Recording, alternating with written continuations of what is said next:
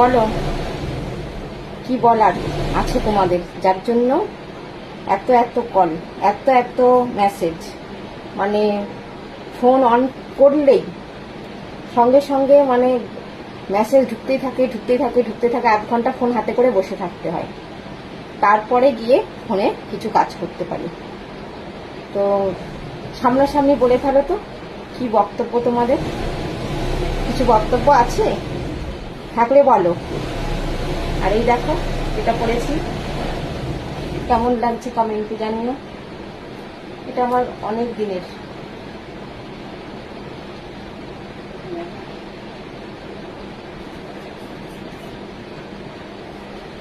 অনেকদিন পরে এটা বার করেছি। তো কেমন লাগছে কমেন্টে জানিও। আর কি বলার আছে, যার জন্য তোমরা এত কল করছো এত কল করছো, তো তাই জন্য তোমাদের বলছি যে এই ভিডিওটায় একটা কমেন্ট করো, যে কার কার কি বক্তব্য। আমি সব শুনে সবাইকে রিপ্লাই দিয়ে দেবো, যে এত কেন মেসেজ, এত কেন কল, কারণটা কি। কেমন লাগছে বলো। এটা একটা আমার নিউ স্টাইল, সব সময় একই ধরনের ভিডিও দিই, ভালো লাগে না, নাও লাগতে পারে। এবার বলো তো যে আমি কি একটু রোগা হয়েছি কি হইনি বলো দেখি, তোমাদের মানে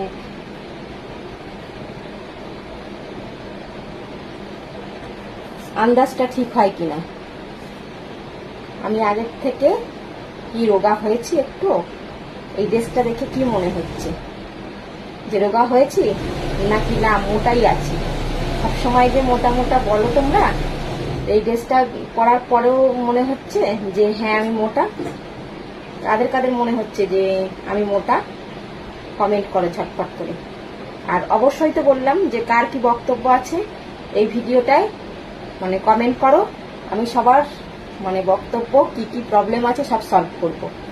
যারা যারা কমেন্ট করবে তাদের তাদের মানে সবাইকে আমি রিপ্লাই দেব।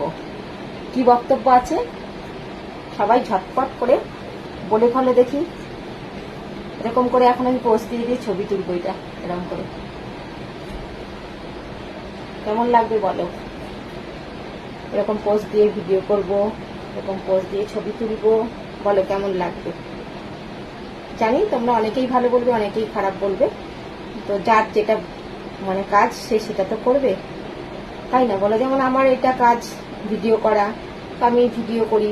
তোমরা অনেকেই অনেক কথা বলো, অনেকে বাজে কথা বলো, বাজে কমেন্ট করো, তো সেটা আমি শুনি না।